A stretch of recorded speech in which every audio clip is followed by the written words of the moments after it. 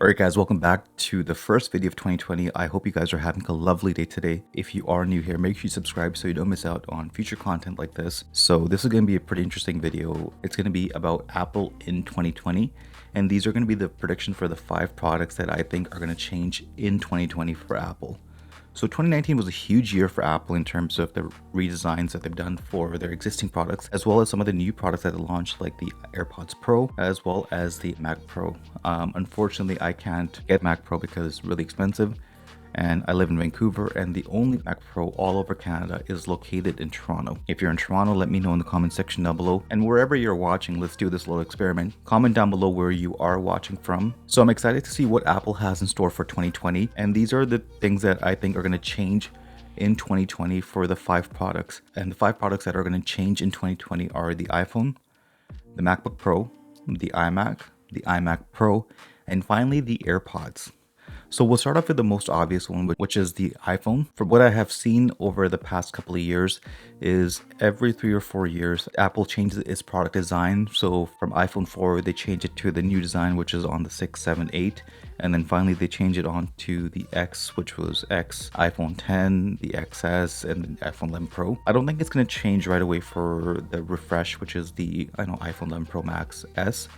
But I think when it comes to the iPhone 12, that's when we're going to see a huge change on the iPhone. I do have to apologize for this tripod being here, but I want to provide you with the best audio for this video. So the first thing that I think is going to change is going to be the notch. Now, when the notch was kind of announced in the iPhone 10 or the X, it was a huge design change and it was kind of criticized and welcomed in the tech community. I personally like the design, but now when we're talking about the iPhone 11 Pro Max, that design just feels completely outdated compared to what's on the market right now with the Samsung S10 Plus, where they had like that little cutout for the front-facing camera, or even the OnePlus 7 Pro Max. Now, the reason why Apple hasn't done that is because of the face unlock features that are included in the notch, and they're still working on reducing it. I don't think the notch will be gone in the 2020 iPhone. What I think is going to be a reduced notch, but there's still 2 ways that Apple can get rid of the notch. The first way is kind of what Oppo is working on right now, is by having that under-screen camera feature.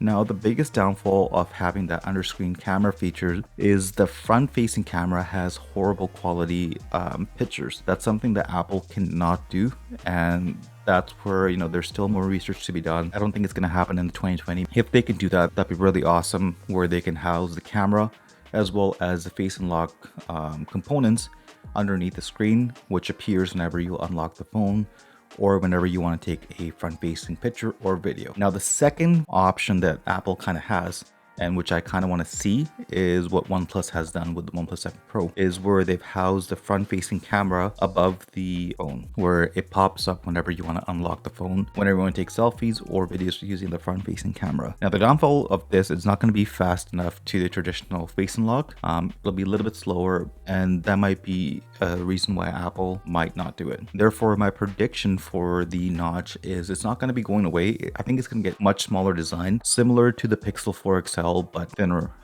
So that's something that I want to see. And as I'm going through all of these design refreshes and my predictions, let me know your comments down below. This is a free and open conversation of what your thoughts are on the Apple 2020 products. And if you are watching this video from anywhere around the world, let me know in the comment section. I want to know where you guys are watching this video from. So the next thing is going to be the display. I think Apple is going to continue on with that Retina XDR display, and they're going to improve on the quality in order to use that as a marketing advantage. To be honest with you, you won't really notice a huge difference. I've gone from the XS to the iPhone 11 Pro Max, and my eye wasn't able to notice that much of a difference. It's a beautiful display. Same thing that's found on the S10 Plus. It gets really bright. The colors are really vivid, and they're more natural colors. So I don't think it's going to be a huge change in terms of display, but they are going to bump it up slightly and try to market that. Now, I know there's a lot of rumors saying that there's going to be 120 hertz display, but I still think it's not going to be possible. And the reason why I'm saying that is because of the battery drain that might happen by going with a 120 hertz display. What I think is going to happen is they're going to have a 90 hertz display, kind of similar to the OnePlus 7 Pro, or they might do like a 120 hertz display, which is going to be used on certain apps, but then switch back to the 90 hertz display. Now, the next thing I'm talking about is the camera on the iPhone in 2020. It's going to continue to improve in terms of the quality rather than the quantity of the megapixels. They might have a bigger sensor in order to improve the low light performance, because the iPhone 11 Pro kind of kicked off this whole night mode journey, and they want to improve that in the next iPhone. I don't think they're going to bump up the megapixels. I think 12 megapixels is good, but what they want to do is they want to have a bigger sensor so there's more light coming in when you are taking those nighttime photos. Now, the rumors are that there might be a fourth camera added for like a 3D AR function. The reasons behind it, because Apple wants to go into the augmented reality rather than virtual reality aspect of things. And what I think they might do is kind of have like AR images. I don't know if they'll be able to capture like a 360 environment for video as well, but I think it's mainly going to be for the pictures. Now, the next thing is going to be the ports on the iPhone for 2020. I think chances are they're going to stick with Lightning for another year. 12 is not ready to go full wireless in my personal opinion. And the reason is the quick wireless charging capabilities are not available on the iPhone 11 Pro Max or on any iPhone. So for that reason, unless they launch AirPower, which they canceled last year, I don't think they're going to be able to do like quick wireless charging. The one thing that I am kind of concerned about if they do a no port is there's a lot of cars that have Apple CarPlay and they may not be able to use CarPlay with their new iPhones. Now, I know there's a wireless CarPlay option, but there might be some cars out there that might not have a wireless CarPlay option. And I think if they do decide to go with that, Apple might do like a dongle for the Apple CarPlay. So let's see what they have in store. But in my personal opinion, I don't think the Lightning port is going away for another year. I don't think they want to use like a USB-C port. And one of the hot topics of 2019 was 5G. I think the iPhone for this year will have 5G in the September launch. They'll activate it whenever the networks go live in US as well as in Canada. Now, I don't think it's going to be in the S version. It might be in the 12 version. This will be a huge marketing opportunity to market to the iPhone owners with older models, as it will entice them to upgrade to the latest technology. Now, for storage, I really hope they do change the storage for the next iPhone. In my personal opinion, I think that 64 gigabytes is way too low. Let me know in the comment section down below what your thoughts are for having the 64 gigabytes of storage. I use iCloud for that reason. I would go with like 256 or 512 gigabytes of storage. If you use 64 gigabytes of storage, let me know in the comment section. Is that enough for you for your everyday tasks, or do you feel like you should have gone with the higher storage? So I think Apple is going to be ditching the 64 gigabytes of storage, and they're going to start off with 128 gigabytes of storage, and I think they might max out at 1 terabyte. Now onto the MacBook Pro. We saw a huge refresh in 2019 for the 15-inch MacBook Pro, and I think that's what's going to happen for the 13-inch. We're going to be getting rid of the 13-inch MacBook Pro, and the new one's going to be called the 14-inch MacBook Pro. So I think it's going to be the same refresh as the 15-inch, where you're going to have a thinner bezel, you're going to have a new keyboard, as well as your standard upgrades like your storage, your RAM, and your processors. And I don't think there's going to be huge change for the 16-inch MacBook Pro, because they just change it apart from your usual standard changes like the storage, RAM, processors. So let me know what your thoughts are of the MacBook Pro refresh. Do you think it's going to be a huge change for the 14-inch, or do you think it's going to be a little bit of a difference? And once again, if you are here, make sure you subscribe. It helps the channel grow. So the next thing we'll discuss is the iMac. And the iMac hasn't changed or been refreshed since 2015 for the 21.5-inch display, and 2014 for the 2017 display. So what I'm predicting is we're gonna have a brand new display and like a modern display. Right off the bat, you can bet money on this. We're gonna have thin bezels for the display. So the 21.5-inch Mac, which kind of starts off with the lowest one with a LED display, I think that one is gonna get a 4K standard display.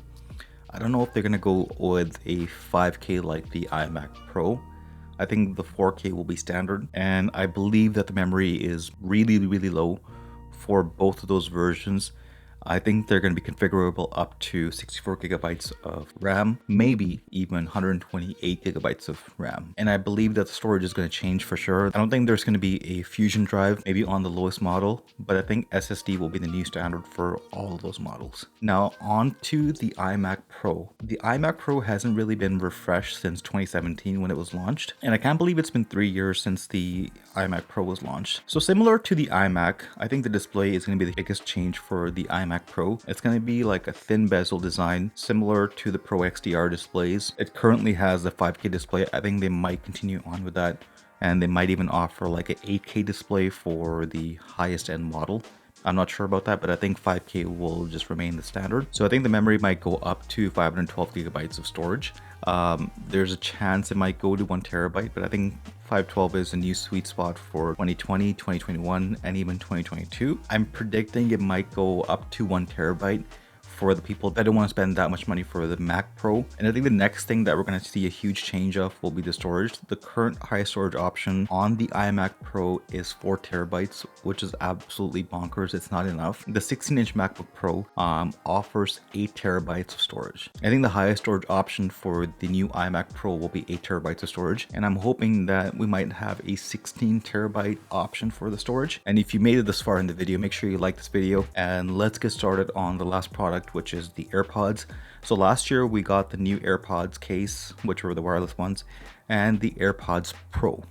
Now my predictions are for a brand new AirPods design, because not everyone likes the AirPods Pro, you know, having that in-ear headphones, or for some people it hurts them to use that. So for that reason, Apple might do a design refresh for the AirPods Pro, and I think it's going to be a smaller design similar to the AirPods Pro. Currently the AirPods are a little bit longer compared to the AirPods Pro.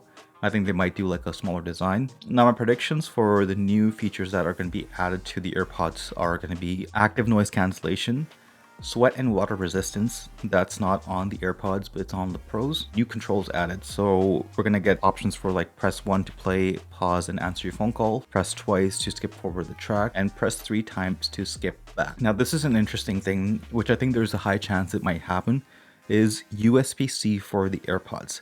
The AirPods Pro have USB-C, so I think we're going to see a USB-C charging case for the AirPods. You know, it's long awaited, much needed. If the AirPods Pro have it, I can't see the AirPods not having it. It might do kind of like you buy the new AirPods design, you get the new case, or they might even do like a case refresh where it comes with USB-C fast charging capabilities. So I'm really excited to see what is in store for 2020 for Apple. And these were my 5 predictions for the products that I think are going to change in 2020. Like I mentioned earlier, this is kind of like an open forum video where you're able to express your opinions. So let me know in the comment section down below what your thoughts are about these products and these predictions. Do you think they're going to change? Do you agree with me? If not, let me know what your thoughts are and what your predictions are for the Apple 2020 design refresh. As always, thank you for watching this video. I can't wait to bring you more videos in 2020. If you haven't subscribed, do so, and I look forward to bringing you more content, and I'll catch you in the next one. Goodbye.